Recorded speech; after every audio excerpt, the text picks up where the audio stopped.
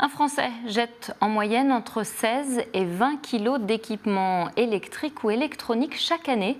Des téléphones portables, des machines à laver ou encore des grille-pains qui pourraient tout à fait être réparés. Depuis 6 mois, le Répare Tour & Truck sillonne les marchés d'Indre-et-Loire pour donner une seconde vie aux objets de notre quotidien tombés en panne. C'est notre dernier bon plan de la semaine contre l'inflation et c'est Romain Delville qui vous le présente. Sur le marché de Ballan le vendredi matin, à côté des fleurs, des fruits et des légumes, il y a la queue à l'atelier de réparation ambulant d'Hugues Grenouillat. Regardez ce qu'il y a encore au fond. Centrale vapeur, cafetière à capsules, beaucoup de cafetières à capsules, aspirateurs. Les clients du Répare Tour & Truck apportent leur appareil qui ne fonctionne plus. C'est le cas d'Arnaud, privé de café depuis quelques jours. Cette cafetière, elle est pratiquement neuve, quoi. Elle a 3 ou 4 ans, hors garantie.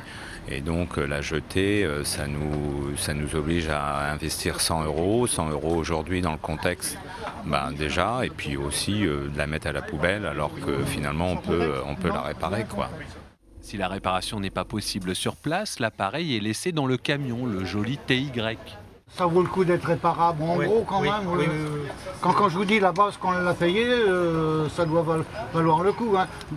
Annie et Bruno ont de la chance. Un coup de soufflette bien placé, un conseil pour vidanger à la maison. 10 € et un quart d'heure plus tard, le couple repart avec sa machine sous le coude. On s'aperçoit maintenant qu'il y a tellement de choses qui peuvent être réutilisées, etc., que c'est tout à fait inutile. C'est pas bon pour la planète du tout.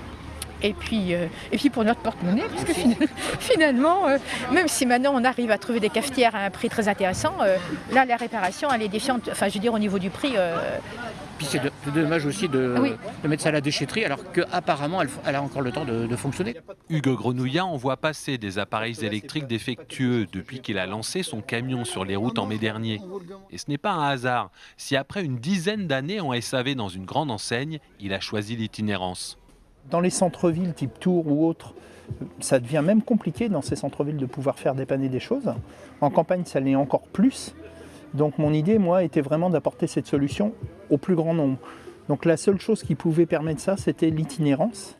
Conscience écologique et conscience économique, le temps est à la réparation plutôt qu'à l'abandon. Seule contrainte pour le réparateur, la disponibilité des pièces de rechange, un vrai casse-tête chinois.